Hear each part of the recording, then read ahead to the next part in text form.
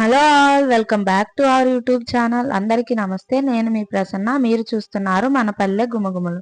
ఇవాళ ఇంకొక కొత్త రెసిపీతో మీ ముందుకు వచ్చేసా. ఇవాళ నేను మీకు చూపించబోయే రెసిపీ, ఎప్పుడు మనం ఎగ్స్ని కర్రీగా, మసాలా కర్రీగా కాకుండా ఇలా కారంగా ట్రై చేసి చూడండి, చాలా బాగుంటుంది. ఈ వీడియోలో నేను ఎగ్ కారం ఎలా తయారు చేస్తారో చూపిస్తాను. ముందుగా నేనైతే 6 కోడిగుడ్లు తీసుకున్నాను. దీనిలోకి వాటర్, ఒక హాఫ్ టీ స్పూన్ సాల్ట్, కొంచెం ఆయిల్ యాడ్ చేసుకొని దీన్ని స్టవ్ మీద పెట్టి ఒక 5 మినిట్స్ వరకు బాయిల్ చేసుకున్నాం. ఇలా బాయిల్ చేసుకున్నాక అవి పక్కన పెట్టా. దీనిలోకి 4 పెద్దుల్లిపాయలు, 1 కప్పు కారం, టేస్ట్కి తగినంత సాల్ట్, 2 చిన్న సైజు చిన్నులపాయలు, ఒక పెద్ద కొబ్బరి చిప్ప తీసుకున్నాను. ఇలా తీసుకున్నాక మనము తీసుకున్న పెద్దుల్లిపాయలను ముక్కలుగా కట్ చేసుకొని కొబ్బరి చిన్నులపాయని ఇలాగా పౌడర్గా పట్టుకోవాలి.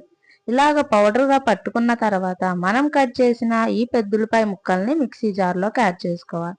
దీన్ని మరీ ఫైన్ పేస్ట్గా పట్టకండి, కొంచెం కచ్చాబిచ్చాగా పట్టుకోండి.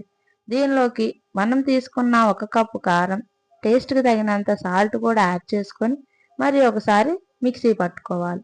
చూస్తున్నారు కదండి, ఈ విధంగా మిక్సీ పట్టుకుంటే సరిపోతుంది. ఇలా మిక్సీ పట్టాక స్టవ్ ఆన్ చేసి కడాయి పెట్టుకొని ఈ కడాయి హీట్ అయ్యాక దీనిలోకి ఒక 4 నుంచి 5 టేబుల్ స్పూన్ల ఆయిల్ యాడ్ చేసుకోండి. ఈ ఆయిల్ హీట్ అయ్యాక దీనిలోకి తాలింపు గింజలు యాడ్ చేసుకొని ఇవి కొంచెం బాగా ఫ్రై అయ్యాక మనం ఫైన్ పేస్ట్గా కాకుండా కచ్చాపిచ్చాగా పట్టుకున్న ఈ పేస్ట్ని ఆయిల్లోకి యాడ్ చేసుకోవాలి. ఇలా ఆయిల్లోకి యాడ్ చేసుకున్నాక దీన్ని కొంచెం ఒక 5 మినిట్స్ వరకు ఫ్రై అవనివ్వాలి. మీకు కనుక ఈ పెద్దుల్లిపాయలు ఇంకొంచెం కావాలి అంటే ముక్కలుగా అయినా కోసి ఈ కారంలోకి యాడ్ చేసుకోవచ్చు. అప్పుడు ఇంకా బాగుంటుంది. చూస్తున్నారు కదండి, ఇలాగ మనం తీసుకున్న పేస్ట్ మొత్తాన్ని ఆయిల్లోకి యాడ్ చేసుకొని దీన్ని ఒక 5 మినిట్స్ ఇలా ఫ్రై చేసుకున్న తర్వాత దీనిలోకి కొంచెం కరివేపాకు వేసుకోవాలి. ఇలా కరివేపాకు వేసుకొని దీన్ని మరొక 2 మినిట్స్ మగ్గించాక దీనిలోకి ఒక హాఫ్ టీ స్పూన్ పసుపు యాడ్ చేసుకోవాలి. మీరు సాల్ట్ టేస్ట్కి తగినంత వేసుకోండి. చెక్ చేసుకొని కారంలో వేసింది అయితే సరిపోతుంది. మీకు కనుక సరిపోకపోతే మీ టేస్ట్కి తగినంత ఇక్కడ సాల్ట్ యాడ్ చేసుకోవచ్చు. ఇలా ఈ కారం బాగా ఫ్రై అయ్యి ఇలా ఆయిల్ తేలుతున్నప్పుడు దీనిలోకి మనం ఉడకపెట్టి పక్కన పెట్టుకున్న కోడిగుడ్లకి ఇలా ఘాట్లు పెట్టుకొని ఈ కారంలోకి యాడ్ చేసుకోవాలి.